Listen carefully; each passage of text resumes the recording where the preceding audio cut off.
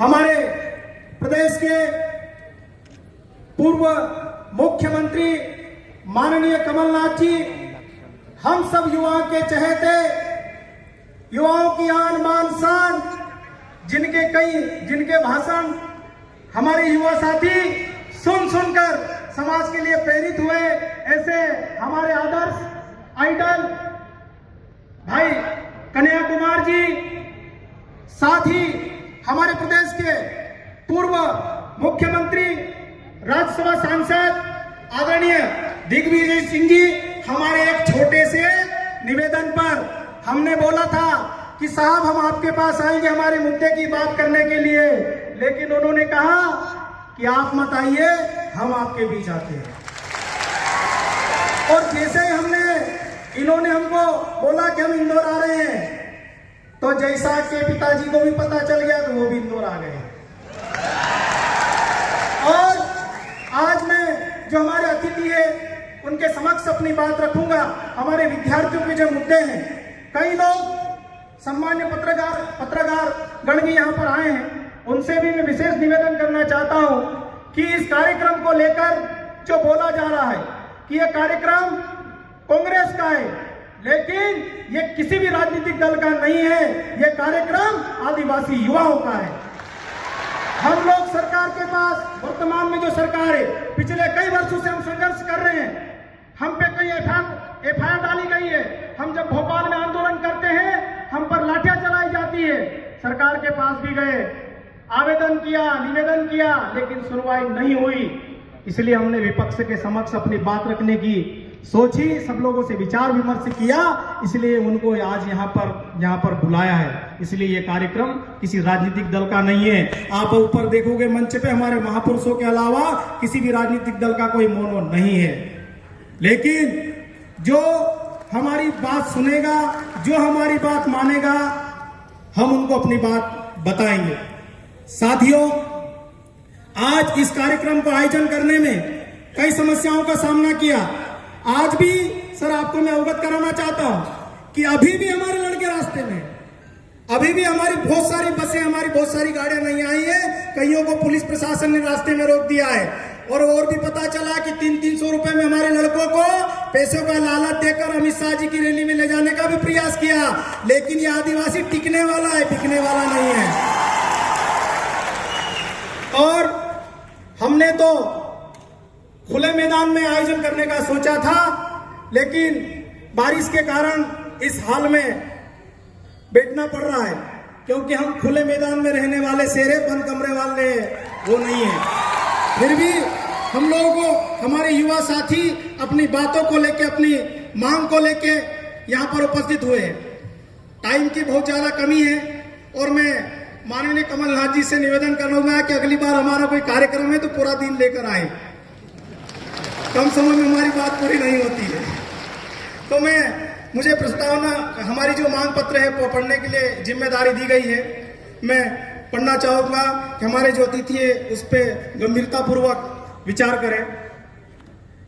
प्रति माननीय कमलनाथ जी, पूर्व मुख्यमंत्री मध्य प्रदेश शासन भोपाल, विषय आदिवासी समाज के युवाओं के ज्वलंत एवं गंभीर मुद्दों को वचन पत्र में शामिल कर सरकार बनने पर समाधान करने बाबत माननीय आज 30 जुलाई 2023 को Nakshatra garden brilliant convention centre Shukliya Indore में आयोजित युवा महापंचायत का आयोजन किया जा रहा है, जिसमें आदिवासी समाज के हजारों युवा कार्यकर्ता की उपस्थिति में निम्नांकित बिंदुओं को वचन पत्र में शामिल कर सरकार बनने पर समय सीमा में कार्रवाई कर समाधान करने का अनुरोध है। पहला, सरकार गठन के 6 माह के भीतर बैकलॉग पदों पर भर्ती प्रक्रिया की कार्रवाई प्रारंभ की जावे। दूसरा, सरकार गठन के 6 माह के भीतर बेरोजगार युवा नीति बनाएंगे, जिसके तहत विशेषकर आदिवासी समाज के बेरोजगार युवाओं को सरकार की गारंटी पर स्वयं का व्यवसाय बिजनेस स्थापित करने हेतु 0 से 2% की न्यूनतम ब्याज दर पर बैंक ऋण उपलब्ध करवाए जाए। आदिवासी समाज के बालक एवं बालिका के लिए ब्लॉक स्तर पर 200 सीटर, जिला मुख्यालय पर 1000 सीटर एवं संभाग मुख्यालय पर 2500 सीटर आदिवासी महापुरुष के नाम पर नवीन महाविद्यालय छात्रावासों का निर्माण कराएंगे। आदिवासी क्षेत्र के समस्त महाविद्यालयों में प्राप्त आवेदनों के अनुपात में सभी संकाय की सीटों में वृद्धि की जाए। मध्य प्रदेश के जिन आदिवासी बहुल जिलों में विधि महाविद्यालय एवं कृषि महाविद्यालय नहीं है, उन जिलों में उक्त महाविद्यालय खोले जाएं। आदिवासी समाज के आर्थिक रूप से कमजोर किंतु बहुप्रतिभावान विद्यार्थियों को अखिल भारतीय सेवाएं जैसे आईएएस, आईपीएस आदि की प्रतियोगिता परीक्षा की तैयारी हेतु विश्व स्तरीय कोचिंग एवं रिसर्च संस्थान बनाया जाए। प्रदेश के अनुसूचित जाति, जनजाति, ओबीसी वर्ग के बहुप्रतिभावान छात्र बच्चों को ऑक्सफोर्ड, कैम्ब्रिज एवं हार्वर्ड जैसे विश्व स्तरीय शिक्षा संस्थानों में पढ़ने पढ़ाने का स्वर्ण अवसर उपलब्ध कराएंगे। सरकार बनते ही मध्य प्रदेश शासन के जनजाति कार्य विभाग का नाम बदलकर पूर्व की भांति आदिम जाति कल्याण विभाग किया जाए तथा बालक बालिका के सीनियर जूनियर छात्रावासों के नाम में भी आदिवासियों के स्वाभिमान के लिए पूर्व की भांति आदिवासी शब्द को जोड़ा जाए। छात्रवृत्ति, शिक्षावृत्ति एवं आवास सहायता की राशि में महंगाई के अनुपात में वृद्धि की जाकर प्रतिमाह देना सुनिश्चित किया जाए।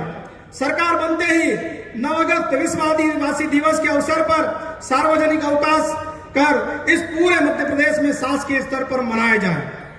मध्य प्रदेश के कई बीएससी नर्सिंग महाविद्यालय में 2 से 3 वर्षों से परीक्षा आयोजित नहीं की गई, उन्हें जनरल प्रमोशन दिया जाए एवं उच्च स्तरीय जांच कमेटी बनाई जाए। मध्य प्रदेश की राजधानी भोपाल में सर्व सुविधा युक्त शानदार एवं बेहतरीन आदिवासी भवन बनाए जाए। प्रदेश के ब्लॉक, तहसील मुख्यालय पर सर्व सुविधा युक्त सामुदायिक भवन बनाए जाए एवं आदिवासी धर्मशाला हेतु शासकीय जमीन उपलब्ध कराई जाए। आदिवासी युवाओं को स्थानीय स्तर पर रोजगार उपलब्ध कराया जाए जिससे कि वह अपने मूल से जुड़े रहे। आदिवासी उप योजना के मद को केवल आदिवासी वर्ग की योजनाओं में ही उपयोग किया जाए तथा उक्त मद का अन्य प्रयोजन में खर्च नहीं होना चाहिए। सत्ता एवं संगठन में 50% पदों पर युवाओं को अवसर दिया जाए। सत्ता और संगठन प्रतियोगिता परीक्षा पूर्व परीक्षण हेतु प्रत्येक जिलों में 500 सीट छात्रावास होना चाहिए। जिन जिलों में आदिवासी बालक बालिकाएं छात्रावास नहीं है, उन जिलों में छात्रावास खोले जाए। प्रदेश में संचालित सभी छात्रावासों में लाइब्रेरी, व्यायामशाला, मनोरंजन के साधन एवं सुरक्षा की दृष्टि से बाउंड्री वॉल का निर्माण कर सीसीटीवी कैमरे लगाए जाए। प्रतियोगिता परीक्षाओं में नॉर्मलाइजेशन जैसी जटिल प्रक्रिया को समाप्त कर सरलीकरण किया जाए। विद्यालय एवं महाविद्यालय में अध्ययनरत विद्यार्थियों को सिलेबस की बुक तथा स्टेशनरी शिक्षण सत्र के प्रारंभ में दी जाए। विशिष्ट आवासीय शिक्षण संस्थानों में योग्य, प्रशिक्षित एवं विषय विशेषज्ञ स्थायी शिक्षकों की नियुक्ति की जाए। व्यापम एवं कर्मचारी चयन बोर्ड द्वारा आयोजित प्रतियोगिता परीक्षा में गंभीर घोटाले हो रहे हैं, जैसे कि पटवारी वाले अभी ताजे मामले।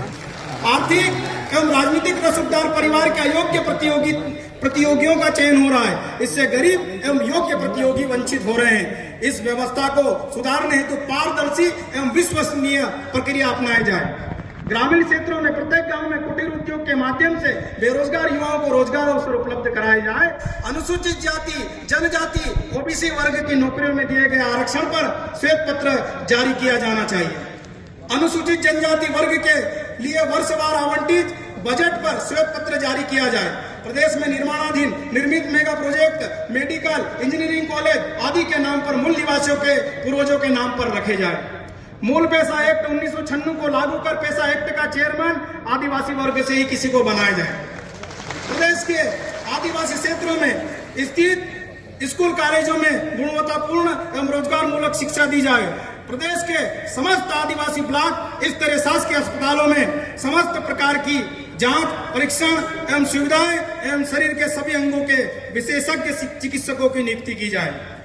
सरकारी विभागों का निजीकरण नहीं होने दिया जाए। एससी, एसटी, ओबीसी वर्ग के लोगों को सरकारी विभाग प्राइवेट सेक्टर में नौकरियों में आरक्षण जनसंख्या के आधार पर लागू किया जाए।